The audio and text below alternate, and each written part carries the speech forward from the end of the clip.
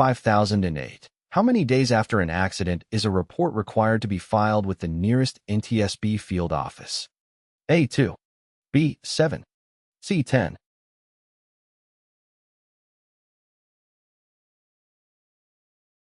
The correct answer is C. According to the National Transportation Safety Board, NTSB, regulations, an operator of an aircraft must file a report with the nearest NTSB field office within 10 days of an accident. This is required for all accidents, regardless of the severity of the accident. The NTSB requires this information so that they can investigate the accident and determine the cause. This information can then be used to improve aviation safety. If you are involved in an accident, it is important to file a report with the NTSB as soon as possible. You can file a report online or by calling the NTSB. 5985. Pilots and/or flight crew members involved in near-midair collision, NMAC. Occurrences are urged to report each incident immediately. A. By cell phone to the nearest Flight Standards District Office, as this is an emergency. B. To local law enforcement. C. By radio or telephone to the nearest FAA-ATC facility or FSS.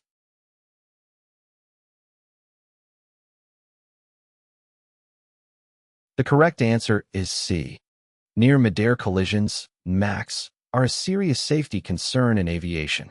The FAA encourages immediate reporting of NMAC incidents to help identify and address safety hazards. Reports can be made via radio, telephone to the nearest FAA Flight Standards District Office, or online.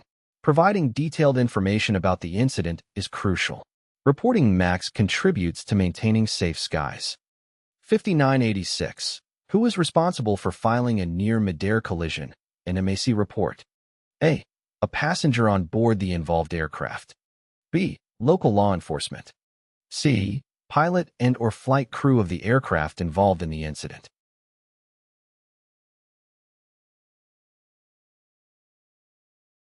The correct answer is B.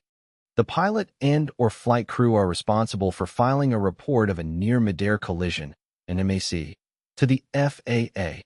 Passengers may also file a report if they have relevant information. Reports can be made via radio, telephone to the nearest FAA Flight Standards District Office, or online. Important information to include in the report includes the date, time, location, aircraft details, altitude, weather conditions, and any other relevant information. Reporting NMACs helps ensure aviation safety. 5125-2. The pilot in command of an aircraft operated under IFR, in controlled airspace, shall report as soon as practical to ATC when A. Climbing or descending to assigned altitudes. B. Experiencing any malfunctions of navigational, approach, or communications equipment occurring in flight. C. Requested to contact a new controlling facility.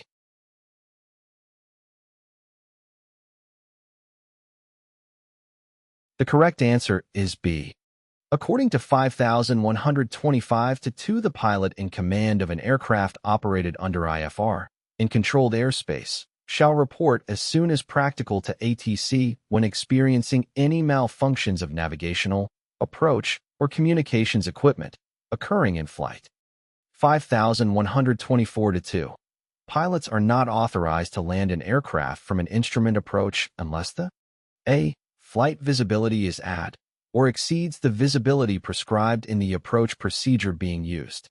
B. Flight visibility and ceiling are at or exceeds the minimums prescribed in the approach being used.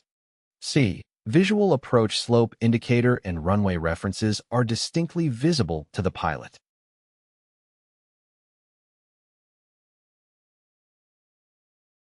The correct answer is A.